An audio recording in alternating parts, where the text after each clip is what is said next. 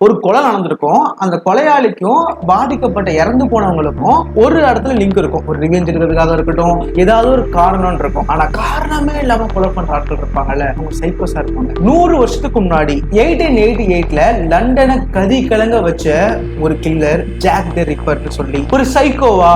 யார் அந்த மனுஷன், எதனால எல்லா பெண்களையும் கொலை பண்றான் அப்படின்னு தெரியாம இருந்த காலகட்டம் அது.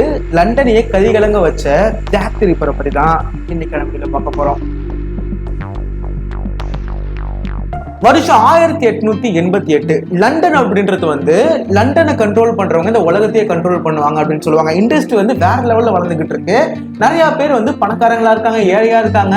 ஏழையா இருக்க நிறைய பேர் என்ன பண்றாங்க அப்படின்னு பாத்தீங்கன்னா ப்ராஸ்டிடியூஷனுக்கு வந்து போறாங்க. லண்டன்ல ஒயிட் சாப்பல் ஸ்ட்ரீட் அப்படின்னு சொல்ல போற ஒரு இடம் இருக்கு. அது வந்து ஒரு ஸ்லம். அந்த ஸ்லம்ல வந்து அதிகமா காசு இல்லாத ஆட்கள் இருப்பாங்க. அதிகமா திருட்டு கொலை எல்லாம் அந்த இடத்துல நடந்துகிட்டு இருக்கும். போலீஸ் அடிக்கடி அந்த இடத்துல வந்து ரோந்து பணியில போயிட்டு வந்துகிட்டு இருப்பாங்க. ஆகஸ்ட் 31, 1888 அன்னைக்கு சார்லஸ் கிராஸ்னு சொல்ல போற ஒருத்தர் என்ன பண்றாருன்னா, அவரோட வேலைக்கு போலாம் அப்படின்னு சொல்லி காலங்காத்தால ஒரு 3:30 மணிக்கு அவர் வந்து வீட்டுல இருந்து வேலைக்கு போறதுக்காக கிளம்பிக்கிட்டு இருக்காரு. அவர் அப்படி ரோட்ல நடந்து போயிட்டே இருக்கும் போது ஒரு பொண்ணு வந்து ரோட்ல கிடக்குறாங்க. இவர் நினைச்சுக்கிறாரு இந்த பொண்ணு குடிச்சிட்டு படுத்து கிடக்கா இல்ல இறந்து போன நிலைமையில கிடக்கான்னு தெரியாம அந்த பொண்ணு கிட்ட போய் பார்த்தா அந்த பொண்ணு உடம்புல அதிகமா காயங்கள் இருக்கு. போலீஸ்க்கு இன்ஃபார்ம் பண்றாங்க. போலீஸ் அந்த ஸ்பாட்டுக்கு வராங்க. பாடியை செக் பண்றாங்க. அவ்வளவு குத்து காயங்கள் வந்து உடம்புல இருக்கு. ஹாஸ்பிட்டல் கொண்டு போறாங்க.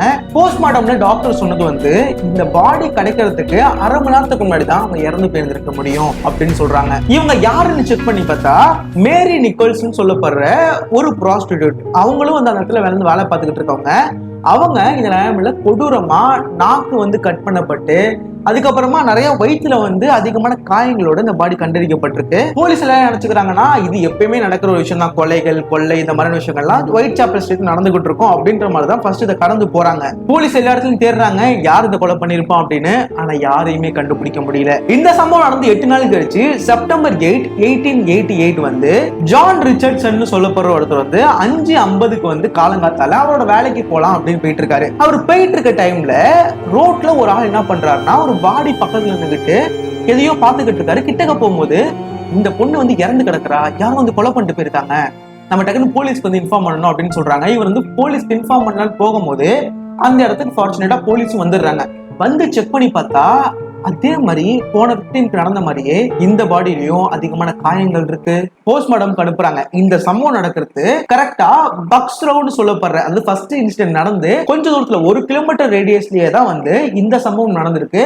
கரெக்டா என்ட்ரி ஸ்ட்ரீட்னு சொல்லப்படுற ஒரு இடத்துல தான் நடந்திருக்கு. இவங்க வந்து ஆனி சாப்மன் சொல்லப்படுற ஒரு 40 வயசு இருக்க ப்ராஸ்டிடியூட் தான். இவங்களுமே டாக்டர் சொன்னது இவங்க இறந்து போனது வெறும் 1/2 மணி நேரத்துக்கு முன்னாடி தான். அந்த பாடி கண்டுபிடிக்கிறதுக்கு 10 நிமிஷத்துக்கு முன்னாடி அவங்க இறந்தே போயிருந்திருக்காங்க அப்படின்னு இருக்காங்க. அப்ப இந்த கொலைகாரன் இந்த ஒயிட் சாப்பல் ஸ்ட்ரீட்ல ஏதோ ஒரு இடத்துல தான் இருக்கான் அப்படின்றது போலீஸ்க்கு தெரியுது. இந்த பாடியில இருக்கிற நாக்கு வந்து கட் பண்ணப்பட்டிருக்கு. ஆனா இந்த பொண்ணோட உடம்புல இருக்க யூட்ரஸ் இருக்குல்ல, கர்ப்பப்பை, அதை அழகா கட் பண்ணி அப்படியே அந்த கொலைகாரன் எடுத்துருக்கான். பாடியில யூட்ரஸே காணோம் அப்படின்றாங்க. இவ்வளவு அளவுக்கு பெர்ஃபெக்டா இந்த பாடியில இந்த இடத்துல கிழிச்சா யூட்ரஸ் இருக்குன்னு தெரியற ஒரு ஆளா இருந்தானா அவன் கண்டிப்பா ஒரு டாக்டரா தான் இருப்பான். ஒரு டாக்டரால மட்டும்தான் இந்த மாதிரி யோசிக்க முடியும். இந்த மாதிரி கரெக்டா வந்து கிழிச்சு யூட்ரஸ் எடுக்க முடியும். இப்ப போலீஸ்க்கு தோணுது இந்த கொலைகாரன் ஒரு டாக்டரா இருக்கலாமா, டாக்டர் தான் அந்த வேலையெல்லாம் பண்றானா அப்படின்னு சொல்லி ஒரு யோசனை வருது. செப்டம்பர் 27, 1888 அப்ப அங்க சென்ட்ரல் நியூஸ் ஏஜென்சின்னு சொல்லி லண்டன்ல ஒரு இடம் இருக்கு. அந்த இடத்துக்கு வந்து ஒரு லெட்டர் வந்து அனுப்பப்படுது. டியர் பாஸ், போலீஸ் வந்து என்ன புடிச்சிட்டீங்க அப்படின்னு நினைக்கிறீங்க, பட் நான் வந்து டாக்டரே கிடையாது. எனக்கு நீங்க வந்து என்ன டாக்டர்னு சொல்லும் போது எனக்கு சிரிப்பு தான் வருது. என்ன வந்து பிடிக்க முடியாது அப்படின்ற மாதிரி அவங்கள கலாய்க்கிற மாதிரி வந்து ஒரு லெட்டர் வந்து வந்திருந்திருக்கு.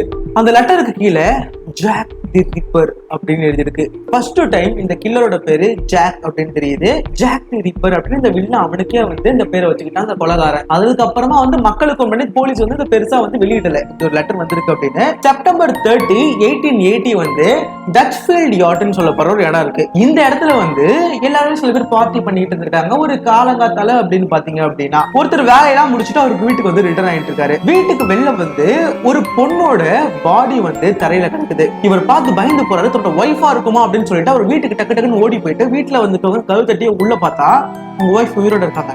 டக்குனு வெளில வந்து ஏதோ வேற ஒரு பொண்ணு இறந்து போயிருந்திருக்கு அப்படின்னு சொல்லி போலீஸ்க்கு இன்ஃபார்ம் பண்றாங்க. போலீஸ் அந்த இடத்துக்கு வராங்க.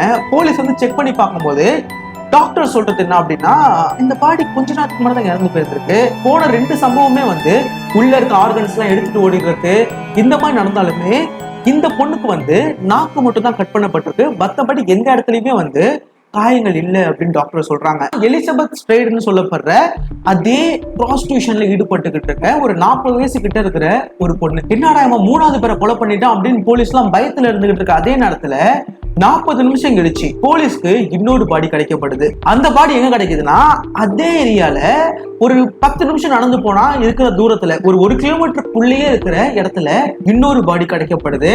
கேத்ரின் அப்படின்னு சொல்லப்படுற ஒரு பொண்ணோட பாடி. போலீஸ் வந்து 40 நிமிஷத்துல இன்னொரு கொலையா அப்படின்னு சொல்லிட்டு அந்த பாடி எடுத்துட்டு போய் பார்த்தா, அந்த பாடி வந்து இருக்கத்திலே கொடூரமா மூஞ்செல்லாம் சிதைக்கப்பட்டு நாக்கு கட் பண்ணப்பட்டு உள்ள இருக்க இன்டர்னல் ஆர்கன்ஸ் எதுவுமே காணுமா. அதுக்கப்புறமா ஒரு கிட்னியை காணும்ன்றாங்க. என்னடா இது, கரெக்டா ஒரே நாள் நைட்ல 2 கொலையை ஜாக் தி ரிப்பர் பண்ணிருக்கான். அதுவும் பக்கத்துலயே பண்ணியிருந்திருக்கான். ஃபர்ஸ்ட் இங்க ஒரு பாடியை கொலை பண்ணிட்டு நாக்க கட் பண்ணிட்டு இன்னொரு இடத்துல, அதாவது 2வது பாடி கிடைச்சதுன்றது வந்து போலீஸ் அதிகமா இருக்க ஒரு இடம். போலீஸ் அதிகமா இருக்க இடத்துக்குள்ளேயே போய் அந்த ஒரு ஆள் வந்து இன்னொரு ப்ராஸ்டியூட்டை கொலை பண்ணிட்டு அங்கேருந்து தப்பிச்சு ஓடி இருந்திருக்கான். ஒரே நைட்ல 2 கொலை. போலீஸ்க்கு ஃபுல்லா பயம் வருது. ஊர்ல இருக்க எல்லாருக்குமே வந்து எல்லா ப்ராஸ்டியூட்டுக்குமே இந்த ப்ராஸ்டியூட் எல்லாருமே வந்து ஒருத்தவங்க கொலை பண்ணிக்கிட்டு இருக்கானா ஜாக் தி ரிப்பர் அப்படின்னு சொல்லி. அவன் யாரு அப்படின்றத போலீஸ் வந்து இன்னமும் தேட ஆரம்பிக்கிறாங்க. ஊர்ல இருக்க எல்லாருமே நைட்ல போகவே பயப்படுறாங்க. சென்ட்ரல் நியூஸ் ஏஜென்சிக்கு வந்து கரெக்டா செப்டம்பர் 13 2 நாள் கழிச்சு ஒரு லெட்டர் வந்து ரிசீவ் பண்றாங்க. அந்த லெட்டர் வந்து ஜாக் தி ரிப்பர் முன்னாடியே எழுதின லெட்டர் போல. அதுல என்ன எழுதிருக்கு அப்படின்னா, இந்த லெட்டர் உங்க கைக்கு வரதுக்கு முன்னாடியே நீங்க ஜாக்கோட இன்னொரு இதை வந்து பார்த்திருப்பீங்க, 2 கொலையை பார்த்திருப்பீங்க அப்படின்னு சொல்லி ஒரு லெட்டர் வருது. எல்லாருக்குமே ஷாக் ஆகுறாங்க. யார் தாண்டா அவன் அப்படின்னு சொல்லி எந்தெந்த சம்பவம் நடந்திருக்கு, இந்த 4 விக்டிம் இருக்காங்களே அவங்கள சுத்தி எல்லா இடத்துலயுமே தேடுறாங்க. பட் பெருசா எந்த எவிடன்ஸும் கிடைக்கல. பட் ஒரு ஆள் சொன்னது வந்து இந்த 2வது விக்டிம் இருக்காங்கல்ல, கரெக்டா வந்து ஜாக் தி ரிப்பர் 2வது ஆள் ஒருத்தரை கொலை பண்ணாங்கல்ல, அவங்க வந்து ஒரு ஆளோட நைட்ல பேசிக்கிட்டு இருந்தாங்க. நான் ரோட்ல அந்த டைம்ல நடந்து போயிட்டு இருந்தேன் அப்படின்னு சொல்லி ஒரு பொண்ணு சொல்றாங்க.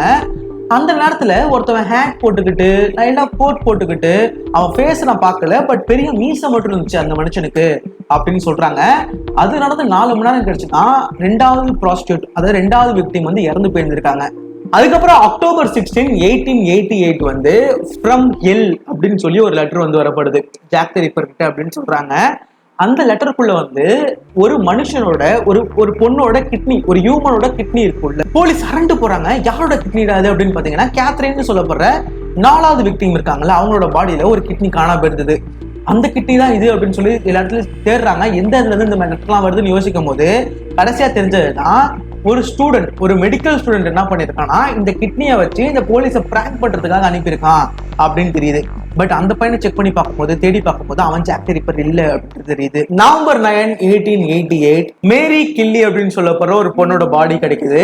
அந்த பொண்ணு வந்து தன்னோட வீட்லயே படுத்த படுக்கையாவே உடம்புல இருக்க ஆர்கன்ஸ் எல்லாம் எடுக்கப்பட்ட நிலைமையில கிடக்குறாங்க. போலீஸ் போய் பாக்குறாங்க. அந்த பொண்ணோட நாக்கு கட் பண்ணப்பட்டிருக்கு. அவங்களோட உடம்பு வந்து ரொம்ப வந்து கொடூரமான நிலைமையில இருந்திருக்கு. உள்ள இருக்க ஆர்கன்ஸ் எதுவுமே காணும். அந்த நிலைமையில ஒரு பொண்ணு வந்து கண்டெடுக்கப்பட்டாங்க. அதுக்கப்புறமா போலீஸ் எல்லா இடத்துலயும் ஜாக் தி ரிப்பர் தேடினாங்க. அதுக்கப்புறம் ஜாக் தி ரிப்பர் என்ன ஆனா, எங்க போனா அப்படின்றது தெரியாது. இது கிட்டத்தட்ட 100 வருஷத்தை தாண்டி போற ஒரு சம்பவம். 1888 லண்டனையே கதிகலங்க வச்ச, ஒயிட் சாப்பல் ஸ்ட்ரீட்ல இருக்க எல்லாருமே வெளில போக பயப்பட வச்ச ஒரு ஆளு யாருன்றது இன்னி வரையுமே தெரியாது. பட் நிறைய பேரை போலீஸ் சஸ்பெக்ட் பண்ணாங்க. மோன்டியாகு ஜான் அப்படின்னு சொல்லப்படுற ஒரு ஆளு, ஒரு பேரிஸ்டர். அந்த சம்பவங்கள்லாம் நடக்கிற டைம்ல இந்த ஒயிட் சாப்பல் ஸ்ட்ரீட் சைட்ல தான் அந்த மனுஷன் இருந்திருக்காரு. அந்த மனுஷனோட கசின் எல்லாருமே சர்ஜன்ஸா இருந்திருக்காங்க, டாக்டரா. அதனால இந்த மனுஷனுக்கு வந்து எப்படி இடத்துல கிழிச்சா எந்த மாதிரி ஆர்கன்ஸ் எடுக்கலான்றது அவருக்கு தெரிஞ்சு வந்திருக்கும். அதனால இவரா இருக்க வாய்ப்பு இருக்கு அப்படின்றத சந்தேகப்படுறாங்க. அவங்க வீட்டுல இருக்க எல்லாருமே வந்து இந்த டைம்ல அந்த கொலைகள்லாம் நடக்கிற டைம்ல அவர் ரொம்ப டென்ஷனா இருந்தாரு அப்படின்ற மாதிரியான விஷயங்கள்லாம் சொல்றாங்க. ஜாக் தி ரிப்பர் தன்னோட கடைசி விக்டிமை கொலை பண்ணி முடிச்சதுக்கு அப்புறமா ஒரு சில வாரங்கள்ல மோன்டியாகு ஜான்னு சொல்லப்படுற இந்த ஆள் வந்து ஒரு ஆத்துல வந்து பாடியா எடுக்கப்பட்டிருக்காரு இறந்த நிலைமையில. அவர் அங்க குதிச்சு இறந்து போனாரா இல்ல யாராச்சும் ஒரு கொலை பண்ணி அங்க தூக்கி போட்டாங்களா அப்படின்றது தெரியல. அந்த மனுஷன் வந்து தண்ணியில வந்து இறந்த நிலைமையில கடந்திருக்காரு. ஒரு சில வாரங்கள்ல அவர் இறந்து போயிட்டாரு. அதுக்கப்புறம் தான் அந்த கொலைகள்லாம் கம்மியாச்சு அப்படின்ற ஒரு பேச்சு வந்து அந்த இடத்துல வந்து பெருசா வந்து பேசப்பட்டு தரணும். ஆனா இவருக்கும் அந்த கிரைமுக்கும் வந்து ஒரு டைரக்டா லிங்க் இருக்க மாதிரியான ஒரு விஷயம் கண்டுபிடிக்கப்படலை. அதனால இவர் ஜாக் தி ரிப்பரா இருக்க முடியாது அப்படின்றது வந்து கடைசியா போலீஸ் வந்து ஒரு இதுக்கு வராங்க. மைக்கேல்னு சொல்லப்படுற ஒரு ரஷ்யன் டாக்டர் அந்த டைம்ல இருந்தாரு. ஒரு சைக்கோவா இருக்கிற ஒரு டாக்டர். அவர் எல்லார்கிட்டயும் வந்து தப்பா நடந்துக்கிறாரு, பெண்கள்கிட்ட எல்லாம் தப்பா நடந்துக்கிறாரு அப்படின்னு சொல்லி ஒரு சம்பவம் வந்து இடத்துல பேசப்பட்டுக்கிட்டு இருந்தது. அவர் இதை கொலை பண்ணியிருந்திருக்கலாம் அப்படின்னு இன்வெஸ்டிகேஷன் ஸ்டார்ட் பண்ணாங்க. பட் கடைசியா அதுவுமே வந்து ஃபெயிலியரா தான் போச்சு. அந்த டைம்ல சம்பவம் நடக்கிற டைம்ல அவர் இந்த ஊர்லயே இல்லை. அதனால இருந்தாலும் பட் அந்த சம்பவம் நடக்கிற அன்னைக்கு அவர் அந்த இடத்துல இல்லை. அதனால இந்த மனுஷன் வந்து பண்ணிருக்க முடியாதுன்னு சொல்லி அதையும் வந்து இது பண்ணிடுறாங்க. இன்னொரு ஆளை வந்து சஸ்பெக்ட் பண்றாங்க. அவரோட கேர்ள் ஃப்ரெண்ட் வந்து ஒரு ப்ராஸ்டியூட்டா இருக்கிறது வந்து இந்த மனுஷனுக்கு பிடிக்காம, அதனால இந்த மனுஷன் போயிட்டு எல்லா ப்ராஸ்டியூட்டையும் பார்த்து கொலை பண்ணி இருந்திருக்கலாம். அப்படி கொலை பண்ணும் போது நீ வந்து வெளில போனா ஒன்னையும் அந்த கில்லர் வந்து கொலை பண்ணிடுவான்னு சொல்லி அவரோட ஒரு கேர்ள் ஃப்ரெண்டை பயத்துல வச்சுக்கிறதுக்காக ஒரு ஆள் இதை பண்ணாரு. அதுக்கப்புறமா அந்த சம்பவங்கள்லாம் முடிஞ்சதுக்கு அப்புறமா அந்த பொண்ணுமே இறந்து போயிருந்தாங்க அப்படின்ற ஒரு இது வந்து இருந்திருக்கு. நிறைய பேரை சஸ்பெக்ட் பண்ணாலுமே இதை யாரு பண்ணா அப்படின்றது இன்னி வரை தெரியாது. ஜாக் தி ரிப்பர் யாரு அப்படின்னு நிறைய கான்ஸ்பிரசியில வந்து ஒரு முக்கியமான கான்ஸ்பிரசி என்ன அப்படின்னா, அன்னைக்கான காலகட்டத்துல லண்டனோட குவீனா இருந்தவரோட கிராண்ட்சன் வந்து இந்த வேலையை பண்ணியிருந்திருக்கலாம். ஒரு ராயல் ஃபேமிலியோட பேக்ரவுண்ட் இந்த கொலையில இருக்கு அப்படின்றது இருக்கு. அவருக்கு பெண்கள் வீக்னஸ் இருந்ததாகவும், அவர் இந்த நிறைய ப்ராஸ்டியூட் கிட்ட வந்து தப்பா நடந்து அவங்கள வந்து கொலை பண்ணதாகவும், அவங்க டைரக்டா வந்து அவரோட வீட்டுல சில டாக்டர்ஸ்லாம் இருப்பாங்க, ராயல் ஃபேமிலி டாக்டர்ஸ்லாம், அவங்க இந்த பாடியை வந்து கரெக்டா கிழிச்சு கொலை பண்ணி ஊர்ல எடுத்துட்டு போய் போட்டுட்டாங்க. அது வந்து டைரக்டா ராயல் ஃபேமிலியோட லிங்க் இருக்கு அப்படின்ற மாதிரி ஒரு பேச்சு வந்து அந்த டைம்ல போயிட்டு இருந்தது. கடைசியா வைக்கிற கேள்வி, ஜாக் தி ரிப்பர் ஒரு ஆணா இல்ல ஒரு பெண்ணா? ஜாக் தி ரிப்பர் ஏன் ஒரு பொண்ணா இருந்திருக்க கூடாது? ஏன் அப்படின்னா அந்த டைம்ல போலீஸ் இன்வெஸ்டிகேஷன் எல்லாருமே வந்து ஒரு பையனா தான் இருக்க முடியும். ஜாக் தி ரிப்பர் தான் இன்வெஸ்டிகேஷன் ஸ்டார்ட் பண்ணியிருந்தாங்க. அந்த டைம்ல பெண்களை அதிகமா அவங்க விசாரிக்கல. அப்படின்னும் போது ஜாக் தி ரிப்பர் ஏன் ஒரு பொண்ணா இருந்திருக்க கூடாது அப்படின்றத 100 வருஷத்துக்கு மேலாயும் ஒரு பெரிய விடை வந்து ஜாக் தி ரிப்பர்ன்ற ஆளுக்கு வந்து தெரியாம தான் இருக்கு. ஜாக் தி ரிப்பர் 5 பேர் தான் கொலை பண்ணிருக்காங்களா, 11 பேர்கிட்ட வந்து கொலை பண்ணிருக்கலாம் அப்படின்ற செய்திகள்லாம் நிறைய வந்து இன்டர்நெட்ல கிடைக்குது. பட் ஜாக் தி ரிப்பர் யாரா இருந்திருக்கலாம்? எதுக்காக எல்லா விக்டிமையும் கொடூரமா கொலை பண்ணி எல்லா விக்டிமோட நாக்கு மட்டும் கட் பண்ணப்பட்டிருக்கு? நாக்கு மட்டும் கரெக்டா கட் பண்ணப்பட்டிருக்கு. எதனால அப்படின்றது தெரியல. உங்களுக்கு தெரிஞ்சது அப்படின்னா கீழே கமெண்ட் சொல்லுங்க. அடுத்த இன்ட்ரெஸ்ட் நான் பாக்குறேன். பாய்.